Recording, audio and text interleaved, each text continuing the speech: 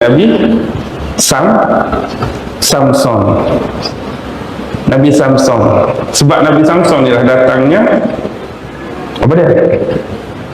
Malam Lailatul Qadar. Jumpa kembali sahabat dengan channel Babu Lukman Har. Tayangan adanya tanpa rekayasa.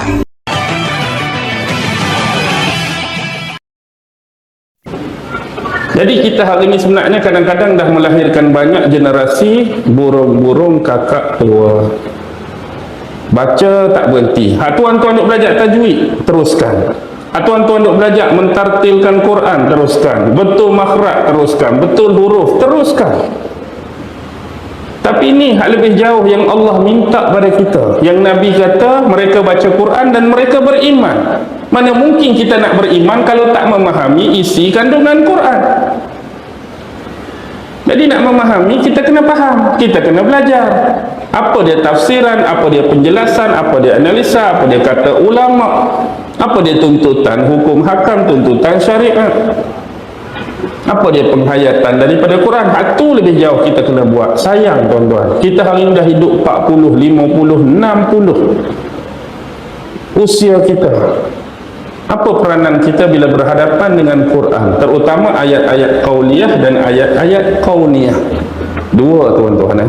Banyak kali saya sebut ayat qauliyah duduk dalam Quran tu, ayat kauniyah duduk di luar.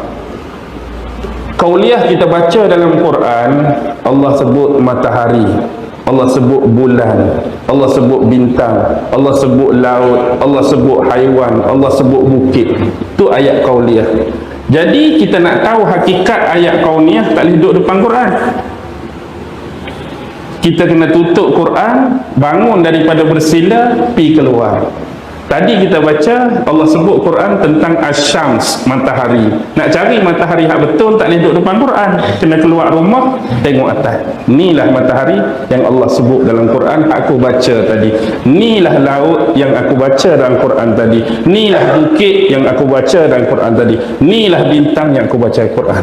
Dia kena ada konteks dan kontekstual. Boleh faham? Okey, pertama, bila kita kata kita umat akhir zaman, kita kena ingat tak akan ada dah umat selepas ini. Kita ni yang terakhir dah.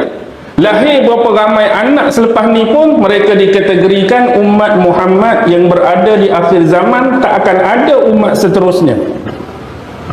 Umat akhir zaman, umat Nabi Muhammad akan berakhir pada berakhirnya dunia ini yang kita sebut sebagai hari kebangkitan, hari kiamat. Jadi walaupun demikian, Allah ni lebihkan kita, walaupun kita ni yang terkemudian. Yang mula-mula ialah umat Nabi Adam, kita umat Nabi Muhammad yang terkemudian. Tetapi bila Allah membariskan saf-saf kita di akhirat kelak, yang paling awal akan dihisap umat Adam atau umat Nabi Muhammad. Yang paling awal akan hisap umat Nabi Muhammad. Walaupun kita paling terkemudian, kalau kira nak ikut queue yang sebenar, kita tak tahu bila dah. Allah lamanya umat Nabi Adam tak habis lagi ni. Kita nak tunggu umat Idris, umat Nabi Nuh, umat Nabi tu Allah. Tapi Allah lebihkan kasih sayang pada kita, dia letak kita yang paling awal untuk dihisap, berbanding dengan umat-umat yang lain. Umat yang lain kena tunggu umat Nabi Muhammad dihisap dulu, baru kemudian umat-umat Nabi yang seterusnya. Bahkan Nabi-Nabi yang ada tu masing-masing berlepas diri daripada kaum masing-masing. Mari kaum tu dengan Nabi dia, Nabi tu tak mau ambil tahu, tak mau campur. Tapi Nabi Muhammad je yang duk cari umat dia tak berhenti, yang duk risaukan umat dia tak berhenti, yang duk doakan umat dia tak berhenti. Ada Nabi-Nabi umat dia banyak, beribu-ribu, ada yang beratus-ratus, ada yang berpuluh-puluh. Ada yang Nabi tu langsung tak ada umat. Dia pi ke padang mahsyar, dia duk seret pedang dia. Dia seret pedang dia, umat dia seorang pun tak ada. Nabi apa tu? Nabi sebut dalam hadis, Nabi Samson. Nabi Samson. Sebab Nabi Samson ni lah datangnya apa dia? Malam Lailatul Qadar. Tuan-tuan pernah dengar anak Nabi Samson ni? Anugerah Allah besar tu sebab dia. Sebab Allah lah, tapi ada kena mengena. Nabi Samson, selalunya orang masalih ni dia kaitkan dengan kisah Samson and Delilah tu. Nah, tapi bukan Delilah kumpulan apa tu? Kumpulan apa tu? Anak buah Awi tu. Kristal, kumpulan kristal tu Delilah lain lah kot. Baik, Samson and Delilah selalu dikaitkan. Tu seorang Nabi ya. Dan dia juga adalah seorang hakim yang ke-12 Bani Israel. Selepas zaman Nabi Allah Musa wafat dengan Harun dulu, bila Nabi Yusha' bin Nun bawa masuk Bani Israel ke bumi Kan'an, dia memerintah. Ni zaman raja yang pertama. Meninggalnya, wafatnya Nabi Yusha', naik siapa? Pembantu dia, Hizkil bin Buza. Meninggal Hizkil bin Buza, naik Khalid bin Yuqanna. Meninggal Khalid bin Yuqanna, habis zaman pemerintahan beraja, dia mari zaman pemerintahan 12 hakim. Hakim yang ke-12 tu ialah Nabi Samson. Zaman hujung hakim tu, zaman nak jatuh dah pemerintahan tu, banyak korak, banyak buat benda tak betul, maka Allah utuskan nabinya Samuel. Zaman Nabi Samuel ni lah terjadinya pertelingkahan antara Bani Israel dengan bangsa Filistin yang disebut sebagai golongan-golongan yang berbadan dan bertubuh sasa, golongan Goliath, iaitu disebut satu pasukan yang diketuai oleh Jalut. Jalut mari serang Bani Israel. Jadi orang Bani Israel nak minta bantuan daripada Nabi Samuel, angkat kepada mereka seorang raja, seorang pemimpin.